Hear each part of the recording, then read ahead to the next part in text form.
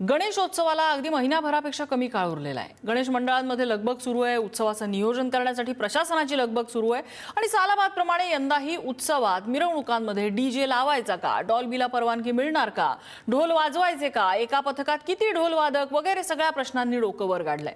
पुण्यात याच प्रश्नावरनं गणेश मंडळ, पोलीस, महापालिका आणि पर्यावरणवादी नागरिक या सगळ्यांची बैठक झाली, ज्यामध्ये जोरदार राडा झाला। डीजे, ढोल आदी सगळे आवाज बंद करा इथपासून ते अगदी डीजेच्या मर्यादित वापराच्या परवानगीपर्यंत अनेक मुद्द्यांवर चर्चा झाली। दरवर्षीचा राडा, दरवर्षीची चर्चा याची खरं तर गरज नाहीये। सरकारनं एक ठोस नियमावली बनवली तर राज्यभर प्रत्येक वर्षी ती लागू करता येईल, मात्र तसं होत नाहीये। या सगळ्याची दुसरी बाजू म्हणजे डीजे। या डीजेच्या भिंतींचा त्रास होतो हे अगदी सत्य आहे। त्यामुळे त्यावरच्या बंदीची मागणी अनेक बाजूनी होतीये, मात्र डीजे व्यवसायावर पोट असलेल्यांनी, काही गणेश मंडळांनी या सगळ्याला विरोध केलाय। या विरोधाचं काय करता येईल? डीजेची अशा उत्सवात खरंच गरज आहे का? काही मर्यादा पाळून डीजेला परवानगी दिली जाऊ शकते का? मर्यादा घातल्या तरी त्या मर्यादांचं मंडळांकडनं पालन होतं का? या सगळ्याच प्रश्नांचा आपल्याला उहापोह करायचा आहे। त्यासाठी ही चर्चा।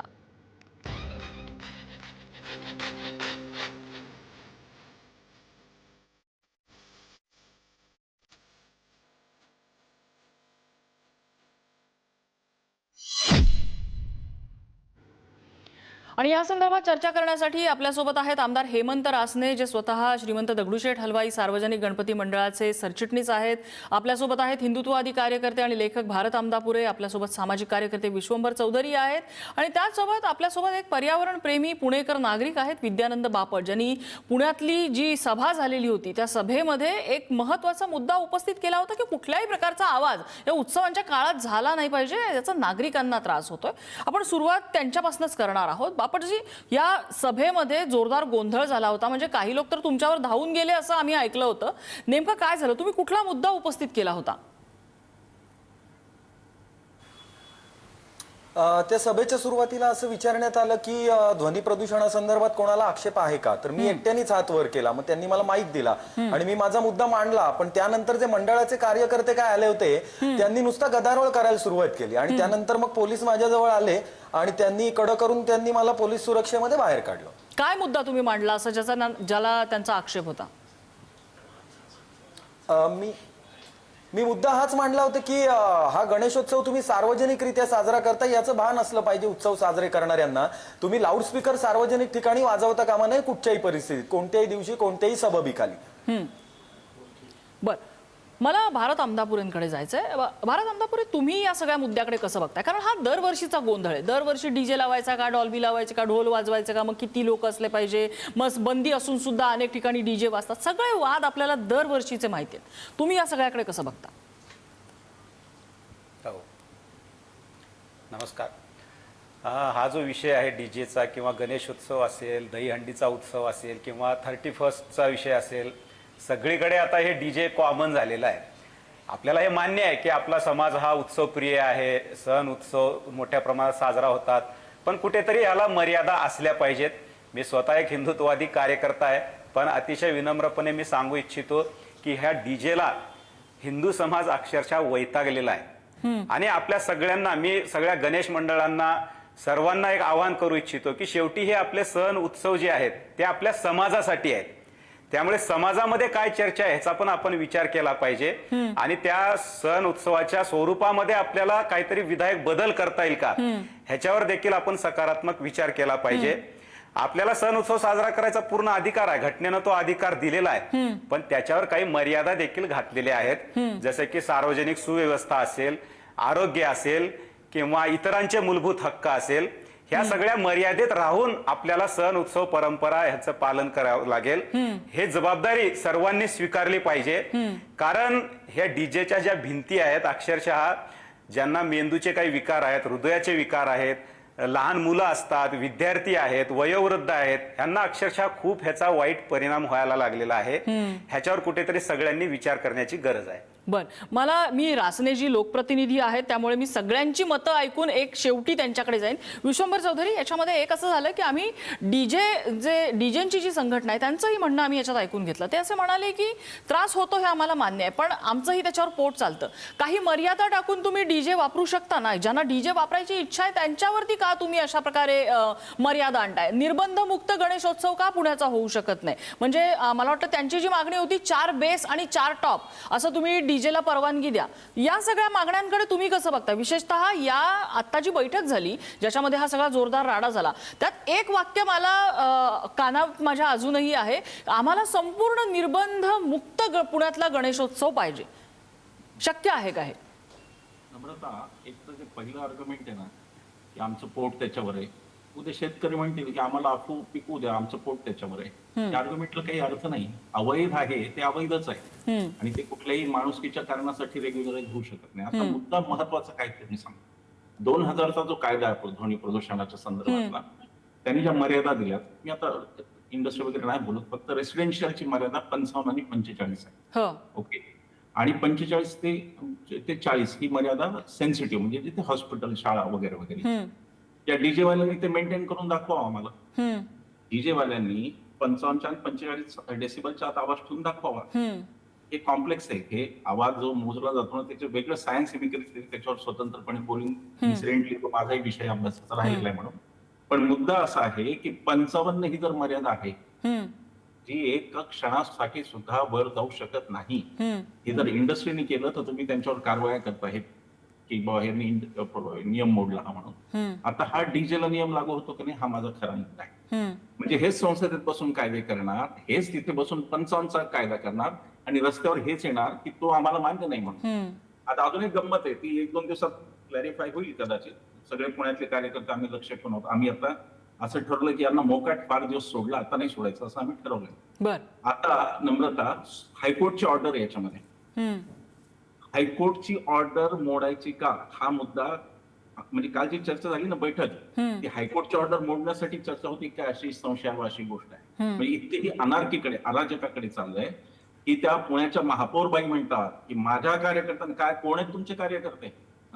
सामान्य मतदार, टॅक्स भरणारा, कोण आहेत तुमचे कार्यकर्ते ज्यांचं ऐकलं पाहिजे ना आमच्यावर बाकीच्यांवर? नम्रता, मी सांगतो, केवळ 3, 4, 5% लोक आहेत की 5% लोक 95% वेठीस धरतायत. त्याचं कारण संघटित आहेत आणि हे राजकीय पक्ष त्यांच्या मागे उभे आहेत. राजकीय पक्षांमध्ये बाकी कोणतंही मेरिट नाही, यांना लोकांचे प्रश्न कळत नाही, त्याच्यावर मतं मागायची, यांना झुंडी तयार करायच्या. तशी एक झुंड यांनी तयार केलेली आहे आणि त्याच्या बळावर 95% लोकांना भेटीला धरतायत.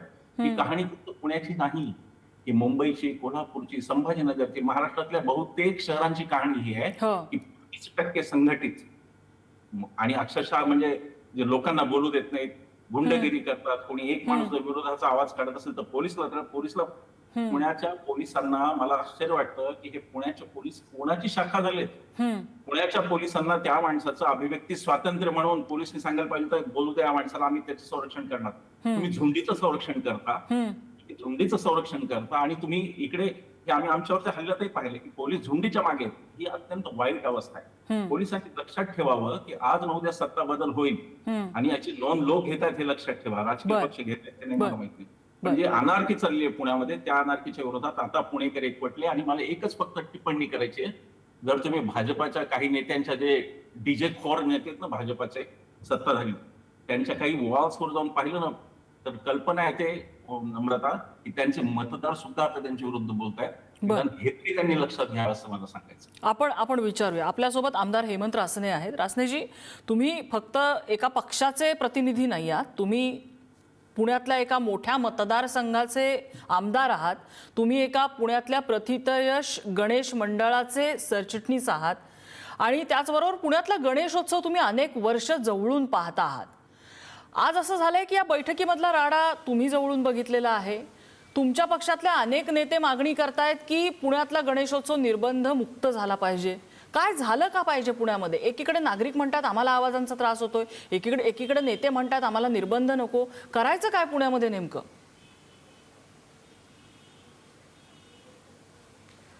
नमस्कार. मी आपल्याला सर्वात प्रथम नम्रपूर्णे सांगू इच्छितो की हा जो डीजेचा विषय आहे. आपण आत्तापर्यंत पुणे मनपाची असेल, पोलिसांचीच असेल, आज सकाळची सुद्धा एक बैठक गणेशोत्सव मंडळाच्या कार्यकर्त्यांची झाली. ह्या बैठका ह्या संपूर्ण गणेशोत्सवाकरता असतात, परंतु दुर्दैवाने ती बैठक ही एका दिवसाच्या मिरवणुकीवर स्पीकरवर येते. आज सकाळमध्ये मी स्पष्टपणे सांगितलं, हा गणेशोत्सव म्हणजे स्पीकर नाही, स्पीकर करता गणेशोत्सव नाही, गणेशोत्सवातल्या व्यवस्थेकरता ही स्पीकरची व्यवस्था आहे. आज 1893 साली लोकमान्य टिळकांनी ह्या गणेशोत्सव घरातला गणपती रस्त्यावर स्वातंत्र्याकरता एक व्यासपीठ तयार करावं म्हणून तो आणला. 135 वर्ष हा उत्सव चालू आहे. 135 वर्षात टप्प्याटप्प्याने त्याच्यात बदल होत गेले. आज ह्याच्यातल्या काही चुकीच्या गोष्टी असतील त्या सुद्धा मी परखडपणे सकाळच्या व्यासपीठावर आज मांडलेल्या आहेत. ह्या विषयाला 100% समर्थन आमचं नाही, परंतु ही कार्यकर्त्यांची शक्ती जेव्हा एकत्रित येते त्यांच्या माध्यमातून काही विधायक कामं केली जातात. ही विधायक कामं करत असताना या उत्सवामध्ये एका काळी मिरवणुकीत गुलाल हा खूप मोठा प्रश्न होता. 25, 30, 35 वर्षापूर्वी प्रचंड मोठ्या प्रमाणात गुलाल या मिरवणुकीत उधळला जायचा, पण कालांतराने तो गुलाल आपल्या शरीराला घातक आहे. ह्याच्यामुळे मिरवणुकीचा डिस्टर्बन्स होत आहे. हे कार्यकर्त्यांना हळूहळू पटायला लागलं. तो गुलाल पूर्णपणे या मिरवणुकीतनं हद्दपार झाला. या स्पीकरच्या मर्यादेत सुद्धा स्पीकरच्या भिंती आम्हाला सुद्धा मान्य नाही. हा विधायक उत्सव व्हायला पाहिजे, गणपतीचा उत्सव व्हायला पाहिजे, ह्याच्यात सर्व समाज एकत्रित आला पाहिजे अशी भावना माझ्यासारख्या कार्यकर्त्यांची आहे. पण रासनेजी असं आहे की तुमच्याच पक्षाचे नेते आहेत, प्रतिनिधी आहेत, प्रथितयश नेते आहेत पुण्यामधले, जे सांगतात की आम्हाला कुठलेच निर्बंध नकोयत. नाही, आता ह्याकरता मीच सांगतो, मी विधिमंडळाचा सदस्य म्हणून मागच्या वर्षी निवडून आल्यानंतर या गणेशोत्सवाला राज्य महोत्सव म्हणून साजरा करावा ही मागणी मी केली. राज्याचे मुख्यमंत्री देवेंद्र भाऊ फडणवीस, आशिष शेलार यांनी त्याला त्वरित मान्यता दिली. आणि निर्बंध मुक्त म्हणजे काय की ज्याला पहिल्यांदा 10-12 वाजता जे आपले जिवंत देखावे आहेत, उत्सव फिरत असताना लोक असतात, त्यांच्या व्यवस्थेकरता काय हॉटेल्स उघडे असतात, ह्या सगळ्यांना पोलिसांचं प्रशासन असावं, सगळ्या ठिकाणी भरपूर लाईट्स असाव्या, त्यांच्या व्यवस्था चांगल्या असाव्या. स्पीकर चालू राहणं म्हणजे निर्बंध मुक्त नाही. 10-12 दिवसाचा उत्सव हा निर्बंध मुक्त असावा, त्याच्यात सर्वांना सहभागी होता व्हावं ही आमची मागणी होईल. बरं, मला विद्यानंद बापटांकडे पुन्हा यायचंय. विद्यानंद बापटजी, हे जे देखावे असतात त्या देखाव्यांच्या नावाखाली बरेचदा हे डीजे आणि त्याच्या स्पीकर्सचा दणदणाट सुरू असतो बऱ्याच वेळेला, आणि देखाव्यांच्या नावावरती ते सगळं खपवलं जातं. ह्या सगळ्या मुद्द्यांकडे आणि त्या नॉईज पोल्युशनकडे कसं बघायचं? आणि एक, तुम्ही मला वाटतं ज्या एरियात राहता तो पेठांचा एरिया आहे, आणि असं ऐकलंय की बरेचदा पेठांमधले नागरिक गणेशोत्सवाच्या काळात दुसऱ्या भागात राहायला जातात, इतका त्यांना त्रास होतो. हो, ॲब्सोल्युटली बरोबर आहे. पेठांमधले एस्पेशली नदीकाठी राहणारे नागरिक यांना हा त्रास प्रत्यक्ष गणेशोत्सवाच्या 2 महिने अगोदरपासून सुरू होतो. कारण नदी किनारी लाईनीनी सगळे मंडप लागलेले असतात जिथे ढोल ताशांची पथकं प्रॅक्टिस करत असतात. तर त्यामुळे त्या काळात ते पेठांमधून तात्पुरतं स्थलांतर करतात. आणि प्रत्यक्ष गणेशोत्सवाच्या काळात पेठांमध्ये सार्वजनिक वाहतूक पूर्णपणे बंद असते. आणि शेवटच्या मिरवणुकींच्या काळात तर खाजगी सुद्धा वाहनांच्या वाहतुकीला खूप प्रॉब्लेम असतात, बरेच अडथळे असतात. फक्त चालतच तुम्हाला रस्ते ओलांडता येतात. तर हे रहदारी अडथळ्याचे पण प्रॉब्लेम आहे. आणि ध्वनी प्रदूषणाचा तर आहेच. संध्याकाळी 4-5 वाजल्यापासून ते मध्यरात्री 12-1 वाजेपर्यंत त्यांचे लाऊडस्पीकर दणदणत असतात, ते स्टँड अलोन लाऊडस्पीकर. आणि शेवटचे 2 दिवस मिरवणुकीच्या 1.5 ते 2 दिवस नॉनस्टॉप लाऊडस्पीकर पेठांमधल्या सर्व मुख्य रस्त्यांवरून वाजत असतात. त्याला डेसिबलच्या मर्यादा आहेत. आता काय बेस स्टॉप म्हणतायत आणि बरेच शब्दच्छल ते करताय, डॉल्बी, डीजे, आता काय प्लाझ्मा शब्द काढलाय. तर याला प्रॅक्टिसमध्ये यांनी काही होणार नाही हे यांना माहितीये. ही फक्त वरवरची मलमपट्टी असणारे किंवा फक्त दिखावा असणारे, त्यामुळे ते त्याचा पुरस्कार करतायत. आम्हाला कोणत्याही परिस्थितीत सार्वजनिक ठिकाणी लाऊडस्पीकर नको. ही व्ही डी देसाई समितीची 1985 सालची शिफारस आहे, पर्यावरण कायदा सुरू म्हणजे पारित व्हायच्या अगोदरची. बरं, भारत ना काही मुद्दा मांडायचा? भारत, मी हेच सांगू इच्छितो एक मुद्दा महत्त्वाचा की डीजे आणि हे लेझर लाईट्स फार हा गंभीर प्रश्न आहे. हे बरोबरच आहे, त्याच्यावर जे काही नियम आहेत, अटी आहेत त्या लागू झाल्याच पाहिजेत. पण हे नियम लागू करत असताना त्याच्यामध्ये सिलेक्टिव्ह असता कामा नये. आता मी या चर्चेला येत असताना पैगंबर जयंती निमित्त डीजे चालले होते. मला भीती होती की मी वेळेत पोहोचेल का नाही, आणि रोज 5 टाइम जे नमाज वाजवली जाते त्याबद्दल पण आपण स्पष्ट भूमिका घेतली पाहिजे. त्याच्यावर देखील कठोर नियम लागू केले पाहिजेत. नाहीतर असं होता कामा नाही की बाजूला बुरखाधारी स्त्री उभी आहे आणि आपण हिंदू पॅट्रियार्की बद्दल बोलतोय. त्यामुळे समाजातून प्रतिक्रियात्मक काही घडू नये ह्याच्यासाठी सगळ्यांना समान नियम लागू केले पाहिजेत. हा मुद्दा महत्त्वाचा मला वाटतो. विश्वंभर चौधरी. माझी व्यक्तिशः भूमिका नम्रता स्पष्टपणे अशी आहे की शून्य आवाज धोरण पाहिजे सार्वजनिक राष्ट्रात. जे अमेरिकेमध्ये आहे, जे युरोपमध्ये आहे, जे लंडनमध्ये आहे. मला मशिदीवरचे भोंगे पण नको, मला डीजे पण नको. त्याच्या पुढे जाऊन सांगतो असा एक विचारण्याची व्हॉट अबाउटरीची एक पद्धत सुरू झालेली आहे, किंवा मुसलमानांनी वाजवलं तर काय. मग ते आंबेडकर जयंतीचं नाही चालत. सोलापूरच्या लोकांनी, आंबेडकरवाद्यांनी सोलापूरच्या क्रांतिकारी पाऊल उचललं आणि त्यांनी सोलापूरची आंबेडकर जयंती डीजे मुक्त केली. हे हिंदुत्ववाद्यांनी पुण्यातल्या शिकायला काही हरकत नाही. पूर्णपणे डीजे मुक्त जयंती झाली. आणि नम्रता, हा जो आधीचा जो पॉईंट बापट मांडत होतो ना, विद्यानंद बापट, तो फार महत्वाचा आहे. हे ढोल ताशी ही जी वाद्य आहेत ना, हे काही तुम्हाला म्हणजे तुम्ही मृदंग जो कदाचित ध्रुपद धमारचा साथीला वाजतो तेवढं कॉम्प्लिकेटेड नाहीये. हे बडवण्याचं वाद्य आहे. त्याची प्रॅक्टिस 2-2 महिने का करायला लागते मला पुढे आजपर्यंत कळलं नाही. दरवर्षी 30-30 मंडळी वाजत आहेत, पण प्रॅक्टिसच्या नावाखाली संपूर्ण पेठा, म्हणजे खास करून नदी काठावरले विद्यानंद बापट यांनी मांडलं ते अगदी खरं आहे की 2-2 महिने शांतता हरवते. पेशंट आहेत घरात, वृद्ध लोक आहेत, त्यांचा कोणतं म्हणजे कशासाठी चाललंय हे सगळं? कशासाठी तुम्हाला 2 महिने बडवण्याची प्रॅक्टिस करायची आहे? ती वाद्य बडवण्याची आहे. ती काही कोणी एखादे माणिक मुंडे, कोणी एखादे पखवाजवाले ते नजाकतीने करतात असं नाहीये. ते ध्रुपद धमारच्या बरोबरची साथ नाहीये.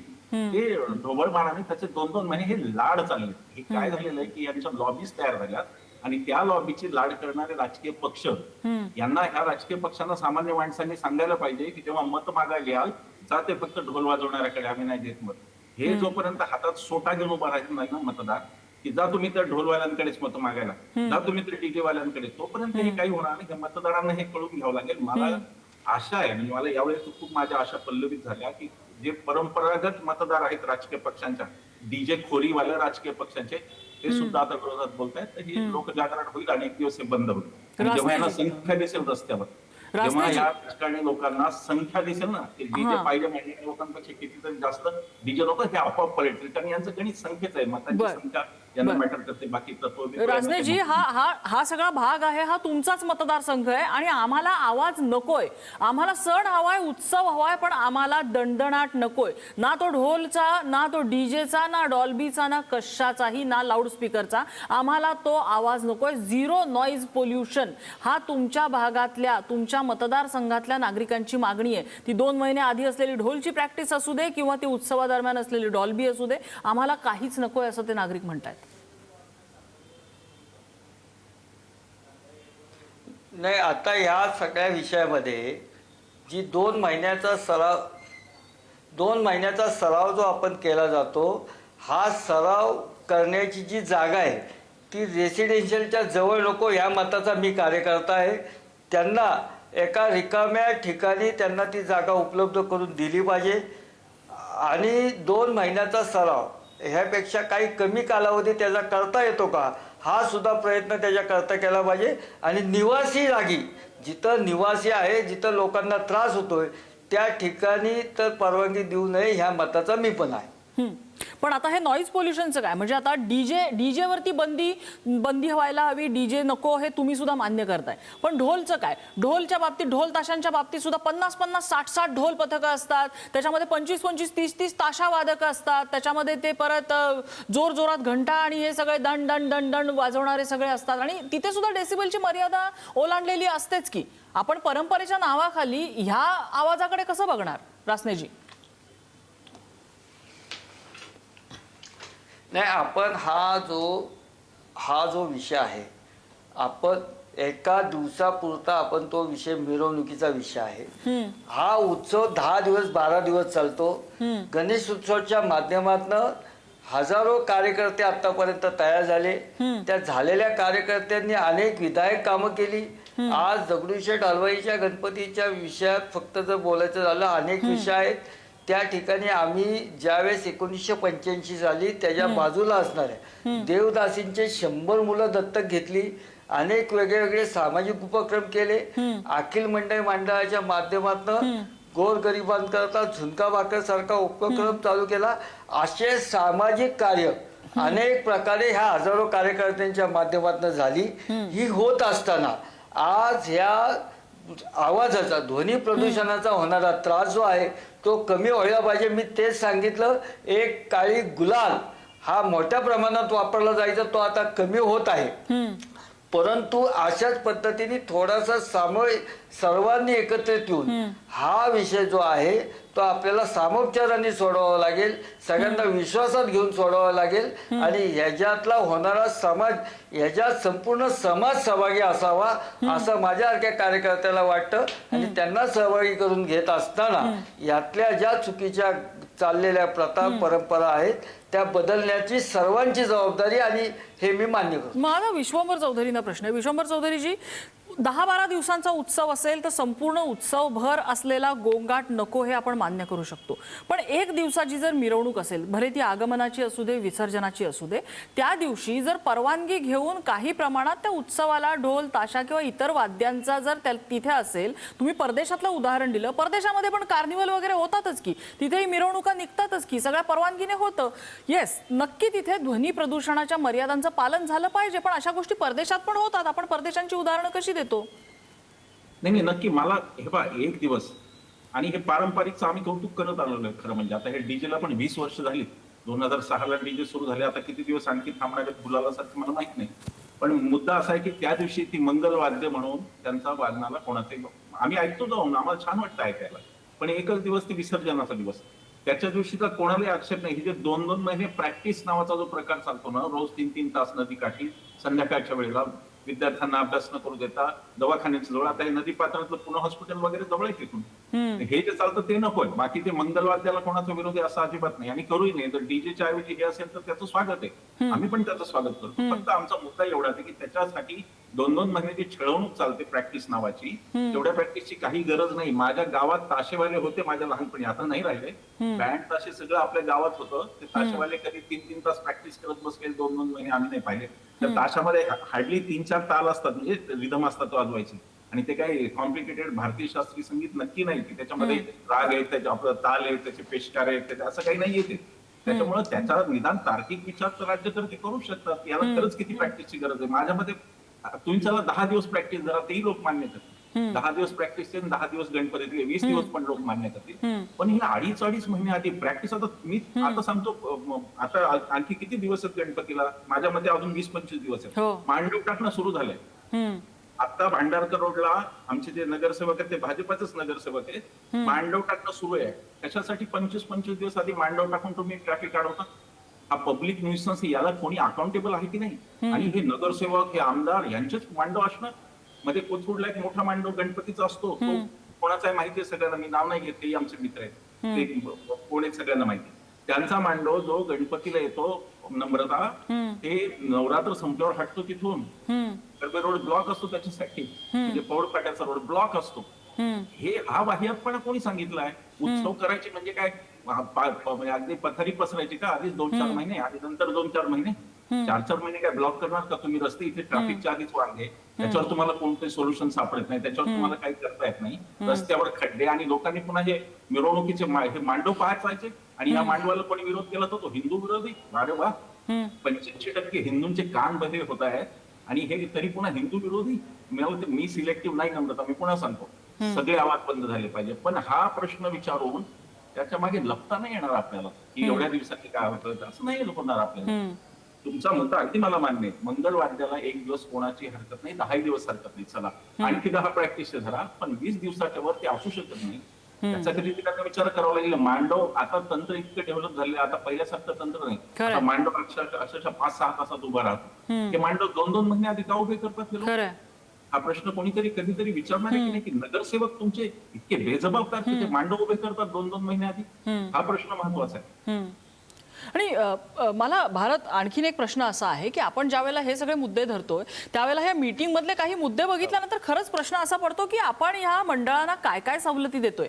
त्यांना डीजे हवाय, त्यांना ढोलताशा पथकं हवी आहेत, त्यांना त्यांच्या जाहिरातीवरनं टॅक्सची सवलत हवी आहे, त्यांना मंडप उभारण्यासाठी त्यांना रस्ते वगैरे रस्त्यावरचे खड्डे बिड्डे जे काय असतील त्यावर घेतलेल्या आक्षेपातनं सुटका हवी आहे, त्यांना वन विंडो परमिशन हवी आहे, त्यांना सगळं ईज ऑफ बिझनेस हवा आहे.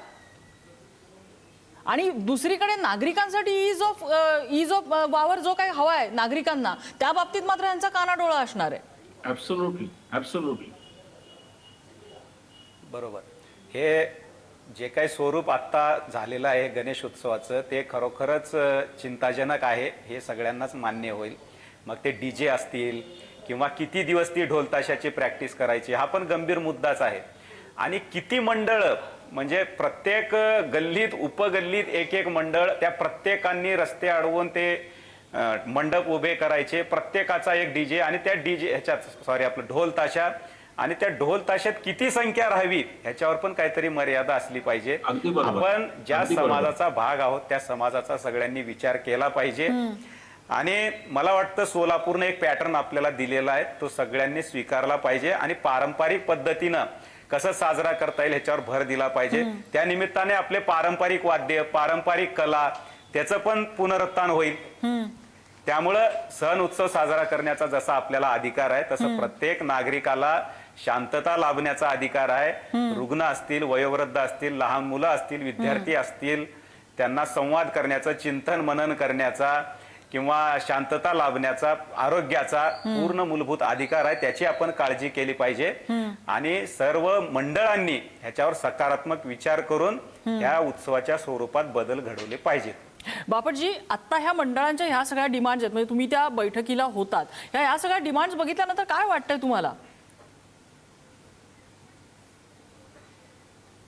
नाही म्हणजे as far as I know की ते म्हणतायत की they are not ready to budge an inch, म्हणजे ते अजिबातच त्यांना पूर्णपणे निर्बंध मुक्त उत्सव आहे. आणि माझं मत याच्या बरोबर विरुद्ध आहे की धर्म स्वातंत्र्य आणि नागरी समस्या यांची गल्लत करता कामा नये. या संदर्भात नागरी समस्या त्या म्हणजे प्रचंड ध्वनी प्रदूषण आणि रहदारी साडथळा, तर त्याच्यावरती आम्हाला सोल्युशन हवं आणि त्याची सक्तीने अंमलबजावणी हवी आहे. धर्म स्वातंत्र्य हे सण साजरा करायला जर बंदी किंवा आडकाठी केली गेली तर ते धर्म स्वातंत्र्याचा संकोच झाल्याचा आरोप करू शकतात, जे आम्ही करतच नाहीये. तर आता काळाच्या ओघात पुणे शहराची हद्द खूप विस्तारलेली आहे, फक्त पेठा म्हणजे पुणे राहिलेलं नाही. तर आता त्यांनी पेठांमधल्या जुन्या काळात बांधल्या गेलेल्या अरुंद रस्त्यांवरून मिरवणुका काढायचा दुराग्रह सोडला पाहिजे. त्यांनी ज्याप्रमाणे अवजड वाहतूक शहराच्या बाहेरून वळवतात त्याप्रमाणे शहराच्या बाहेरचा मार्ग, रिंग रोड वगैरे इथून त्यांच्या मिरवणुका नेल्या पाहिजेत. आणि तिकडे ज्या काही इंद्रायणी, पवना वगैरे नद्या असतील त्या नद्यांमध्ये म्हणजे ते सिंबॉलिक त्या नद्यांच्या काठावर जे हौद उभारलेले असतील, जे आता सरकार पण रेकमेंड करतं, तिथे त्यांनी त्यांचं विसर्जन करावं. लाऊडस्पीकर अजिबात वापरू नये. ढोल ताशे 5 ते 7 फार तर वापरावेत. आणि कुठच्याही प्रकारे मंडप जे बांधायचे असतील तर एक तर मैदानं किंवा उद्यानं यांच्यामध्ये बांधावेत. रस्त्यांवरती अजिबात अतिक्रमण करू नये मंडप बांधण्याच्या नावाखाली. आणि प्रोसेशन म्हणजे मिरवणूक ही शहराच्या हद्दी बाहेरच्या खूप रुंद असलेल्या रस्त्यांवरून काढावी की जिथे अर्धा किंवा पाव रस्ता फक्त मिरवणुकीसाठी राखीव ठेवता येईल आणि उर्वरित निम्म्या किंवा 2/3 रस्त्यावरून वाहतूक सुरळीतपणे चालू राहील. हे बदल या उत्सवामध्ये होणं अत्यावश्यक आहे आणि यांनी धर्म स्वातंत्र्याचा कसलाही संकोच होत नाही आणि नागरिक पण सुखासमाधानाने त्यांचं दैनंदिन जीवन जगू शकतात. मला रासनेजींकडे तेच जायचं. रासनेजी, इतकी वर्ष झाली पुण्यातली मिरवणूक जी आहे हे 4 पॅरलल रस्ते आहेत, टिळक रस्ता, केळकर रस्ता, कुमटेकर रस्ता, लक्ष्मी रस्ता, या सगळ्या 4 पॅरलल रस्त्यांनी ही मिरवणूक निघतीये. इतक्या वर्षांमध्ये आपण काहीच बदल करू शकलो नाही. आपण ह्या 4 रस्त्यांवरची मिरवणूक एका रस्त्यावरती आणून त्याचं नियोजन करू शकलो नाही. पुण्यामध्ये इतके घाट आहेत तरीही आपण एकाच घाटापर्यंत ही मिरवणूक नेतोय, एकाच घाटापर्यंत सगळीच्या सगळी मंडळं जात आहेत आणि मग 24 तासांपर्यंत हे मंडळ, त्यांचे मानपान, हे सगळं का आपण हे मिरवणूक वेगवान करू शकलो नाहीत? का आपण या मंडळांचे इतके लाड करतो आहोत? का त्यांना त्यांच्या जाहिरातींवरती टॅक्सची सवलत आपण द्यायचे प्रयत्न करतोय? का असं होतंय? का सगळंच्या सगळं मंडळांच्या दृष्टीने का विचार केला जातोय? नागरिकांच्या दृष्टीने विचार कधी केला जाणार आहे? आपण हा जो उत्सव आहे, हा उत्सव 1893 साली पारतंत्र्यात आपला लोकमान्य टिळकांनी स्वराज्य मिळण्याकरता एक व्यासपीठ निर्माण हो ना, अगदी करावं. बरोबर. त्यामुळे घरातला गणपती रस्त्यावर आणला. त्याच्यानंतर 80 वर्ष त्याच्यानंतर हा उत्सव पारतंत्र्याच्या काळात चालू होता. आज त्या उत्सवातून काही त्याच्यातल्या त्रुटी आहेत, त्या त्रुटी कालांतराने दूर केल्या पाहिजे ह्या मताशी मी पण आहे. त्याच्यात सुधारणा केल्या पाहिजे ह्या मताचा मी पण आहे. गेली 35-40 वर्ष ह्या ह्याच्यात काम करत असताना अनेक विधायक गोष्टी त्याच्यात आणण्याचा आपण प्रयत्न करतो आहे, आपण करत राहू. त्याच्यातल्या आत्ताचे एक आक्षेपार्ह विषय आहेत ते आपण सर्व समाजाला एकत्रित करून बदलू. पण एका दिवसात लॉ आणि ऑर्डर सारख्या विषयामध्ये आपल्याला सर्व आपला जो देश आहे हा फक्त गणेशोत्सवापुरता विषय मर्यादित नाहीये. आता विश्वंभर चौधरींनी सुद्धा सांगितलं सर्व समाजातील वेगवेगळ्या प्रकारचे घटक याच्यात सहभागी आहेत. सर्वच जण सार्वजनिक उत्सव करत असतात. वर्षानुवर्षाची ही सवय आहे. आपणच सांगितलं की पश्चिमी देशात सुद्धा ह्या अशा गोष्टी होत असतात. पण ह्या बदल करण्याला आपल्याला एक वेळ द्यावी लागेल. असे प्लॅटफॉर्म उपलब्ध करावे लागतील आणि त्या माध्यमातून सर्वांना विश्वासात घेऊन आपल्याला ह्याच्यातले अपेक्षित बदल हे आपण नक्की केले पाहिजे. आपण जर बघितलं तर ह्या उत्सवात टप्प्याटप्प्याने बऱ्यापैकी बदल झालेले आहेत. अजून अपेक्षित असणारे चांगले बदल आपण सगळे मिळून नक्की करू आणि हा उत्सव समाजविमुख समाजाच्या हिताचा कसा होईल या दृष्टिकोनातून सर्व मिळून प्रयत्न करू. पण असं नाही का वाटत की आता गुलाल सारखा निर्णय हा एका वर्षी साटकन घेतला गेला की या वर्षी गुलाल वापरायचा नाही, जे वापरतील त्यांना दंड होईल. डीजे सारखा निर्णय हा तसाच घेतला पाहिजे असं नाही का वाटत? डीजे वापरायचा नाही यावर्षी हा निर्णय जर तुम्ही घेतला, तितक्याच कठोरपणे तो जर अंमलात आणला तर कुणाची हिंमत होणार आहे? पुण्यातल्या कुठल्या मंडळाची हिंमत होईल डीजे वापरायची, डॉल्बी वापरायची? असंच आम्ही तुम्हाला सांगतो की गुलाल वापरायचा निर्णय सुद्धा एकाच दिवशी झाला नाही. काही मंडळांनी पहिल्यांदा 5-10 मंडळांनी सुरुवात केली. टप्प्याटप्प्याने सगळ्या मंडळांनी त्याचं अनुकरण केलं. आज आमच्यासारख्या काही प्रमुख मंडळांमध्ये डीजे हा कधीच लावला गेला नाही. आमच्या विसर्जन मिरवणुकीमध्ये एक पथक आणि एक बँड फक्त असतं. अशा अनेक विसर्जन मिरवणुकी आहेत की त्याच्यात डीजेचा उपयोग केला जात नाही आणि अनेक मंडळांनी मिरवणुका सुद्धा बंद केल्यात. अशा टप्प्याटप्प्याने सुधारणा ह्याच्यात होत आहेत. ह्या टप्प्याटप्प्याने होतील, एका दिवसात होणार नाही. अनेक मानाची मोठी मंडळं आहेत ज्यांनी आज डीजे सोडून त्यांनी त्यांचे ब्रास बँड आणि ढोल पथकं जर घेतलेली आहेत. अनेक मोठी मंडळं ज्या वेळेला हा निर्णय घेतात त्यावेळेला आता कसं म्हणतायत की तो खिट्टी सैल होत आलेली आहे. आता शेवटचा हिसका देऊन ती खिट्टी बाहेर काढायची वेळ आलेली आहे. म्हणजे जो काय समाज सांधायचा आहे तो एकत्र सांधेल, असं नाही का वाटत तुम्हाला रासनेजी? हो, बरोबर आहे ना. मी तुमच्या मताशी सहमत आहे. परंतु हा विषय एका दिवसात आपण संपवण्याचा प्रयत्न करू नये. टप्प्याटप्प्याने ह्याच्यात सुधारणा होतील आणि एक दिवस ह्याच्यातनं आपल्याला जे अपेक्षित आहे ते नक्की साध्य होईल. प्रशासनाला कुणाची भीती वाटते का? कुठल्या मंडळांची भीती वाटते की ते रकस करतील मिरवणुकीमध्ये, त्या ठिकाणी काही गोंधळ होईल अशी भीती वाटते कुठल्या पुण्यातल्या प्रशासनाला, लोकप्रतिनिधींना? का हा निर्णय घ्यायला कचरतंय का पुण्यातलं प्रशासन?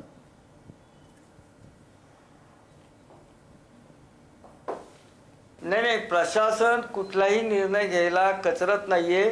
परंतु हा आपल्याला सर्वांना सर्वसमावेशक निर्णय घ्यायचा आहे. उद्या ह्याच्यात कुठलीही कायदा सुव्यवस्थेची वेळ येऊ नये. आपल्याला सर्वांना घेऊन हा उत्सव विघ्नहर्त्याचा आहे, तो आनंदाने साजरा केला पाहिजे आणि तो आपल्याला योग्य तो पद्धतीने योग्य वेळेत तो बदल त्याच्यातला नक्की घडेल. म्हणजे रासनेजी यावर्षी असं समजायचं का की थोडक्यात याही वर्षी पुण्यातल्या गणेशोत्सवात डीजे वाजणार असं समजायचं?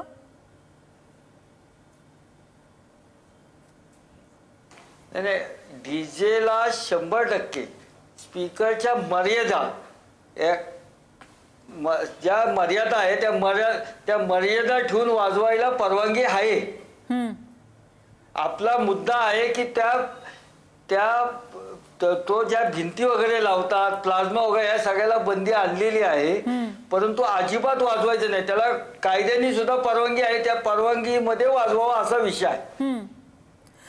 प्लाझ्माला बंदी आहे, डॉल्बीला बंदी आहे, लेझर लाईट्सना बंदी आहे. डीजेची इच्छा काय आहे की आम्हाला आता 4 बेस आणि 4 टॉप अशी परमिशन द्यावी, अशा डीजेची परमिशन द्यावी. भारत खरंच असं वाटतं की इथपर्यंत मर्यादित राहील? एकदा 4 बेस आणि 4 टॉपची परवानगी मिळाली की त्याचे 8 बेस आणि 8 टॉप व्हायला कितीचा उशीर लागतो? आणि एक मानसिकता अशी असते त्या उत्सवात की फार फार तर काय होईल, आमच्यावर गुन्हा दाखल होईल, फार फार तर काय होईल, आम्हाला दंड होईल. ह्याच्यामध्ये एक मुद्दा महत्वाचा असा आहे, आता हे जे सगळे गणेश मंडळ असतात हे स्थानिक पातळीवर वर्षभर अनेक कार्यक्रम राबवत असतात. त्याच्यात काही सामाजिक सेवेचे उपक्रम पण असतात. एक मोठं नेटवर्क असतं. त्यामुळं राजकीय लोकांना ह्याच्यामध्ये कठोर निर्णय घेणं ही त्यांची अडचण असते, हे आपल्याला मान्य करावं लागेल. पण ह्याच्यामध्ये जनजागरण करणं आणि ह्या सगळ्या मंडळांना विश्वासात घेणं हाच एक पर्याय असू शकतो. आणि त्यांना ह्याचे तोटे, ह्याचं काय नुकसान आहे हे समजून सांगावं लागेल आणि प्रशासनाला ठाम राहावं लागेल. कारण राजकीय लोकांची अडचण ती आपण पण समजू शकतो. शेवटी कार्यकर्ते पण हेच असतात, मंडळांचे सदस्य हेच असतात आणि वर्षभर वेगवेगळ्या कार्यक्रमांना उपक्रमांना मदत करणारे, स्थानिक पातळीवर अडीअडचणीला धावून येणारे कार्यकर्ते हेच असतात. त्यामुळं राजकीय लोकांची मर्यादा आपण समजून घेऊन ह्याला थोडं एक नागरी चळवळ पण करता कशी येईल, जनजागरण कसं करता येईल आणि मंडळांना विश्वासात घेऊन आणि प्रशासनानं थोडं ठाम राहून ह्याला काहीतरी उपाय आपल्याला काढला पाहिजे. थोडक्यात बापटजी, थोडक्यात राजकारण्यांनी असं सांगितलेलं आहे तुम्हाला की मीटिंग झाली, कितीही राडा झाला किंवा कितीही मागणी झाली नागरिकांची, तरी यंदा पुण्यामध्ये मर्यादांसह का होईना पण डीजे वाजणार आहे.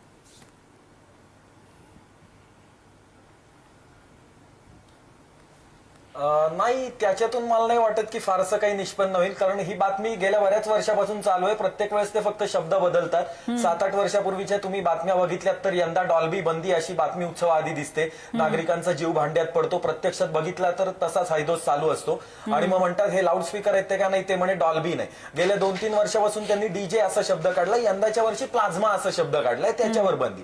आम्हाला कुठच्याही प्रकारचं साऊंड अँप्लिफिकेशनचं इक्विपमेंट, ध्वनीवर्धनाचं यंत्र सार्वजनिक ठिकाणी नकोय, तरच ही समस्या मुळापासून सुटेल. अन्यथा ही समस्या मुळापासून सुटणार नाही. आणि हे व्ही डी देसाई समितीची 1985 सालची शिफारस आहे. जेव्हा या संदर्भातलं लिटिगेशन सुरू झालं 83 साली आणि पर्यावरण संरक्षण कायदा 86 ला पास झाले, त्याच्या पूर्वीच्या व्ही डी देसाई समिती स्थापन झाली. 8-9 महिने त्यांनी स्टडी केला. त्यांच्या शिफारसीत सर्वप्रथम शिफारस ही आहे की ओपन एअर मध्ये किंवा आउटडोअर ऍटमॉस्फिअर मध्ये कोणत्याही सभागृहाखाली लाऊडस्पीकरला परवानगी देऊ नये.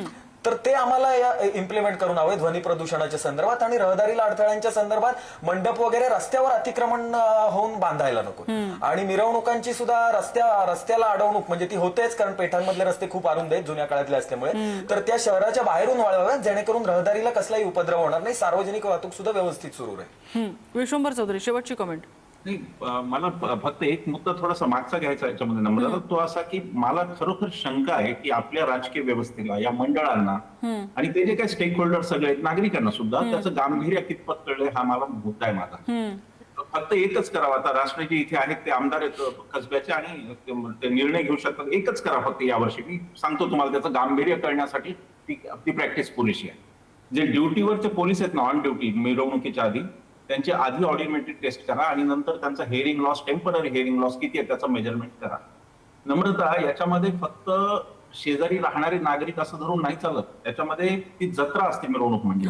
त्याच्यामध्ये वेगवेगळ्या गोष्टी विकणारे असतात, अगदी काहीतरी मुलांची खेळणी विकणारे पण असतात. आणि सगळ्यात महत्वाचं, मला चॉईस आहे, मिरवणुकीकडे जायचं जाईल नाही तर घरी जाईल. ज्यांना चॉईस नाही असा एक घटक येतो म्हणजे पोलीस आहेत. त्यांना 24 तास तिथे ड्युटी करावी लागते. त्या पोलिसांचा हेअरिंग लॉस, मागे अनामी रॉय जेव्हा इथे सीपी होते तेव्हा काही प्रयत्न झाला, पण ते शेवटी अर्धवट तो प्रयोग राहिला. मुद्दा काय आहे की पोलिसांवर होणारा परिणाम, एकच म्हणतो मी, बाकी सगळं इम्पॅक्ट असेसमेंट असं फार करू नका. फक्त पोलिसांच्या ऑडिओमेट्रीच्या टेस्ट करा.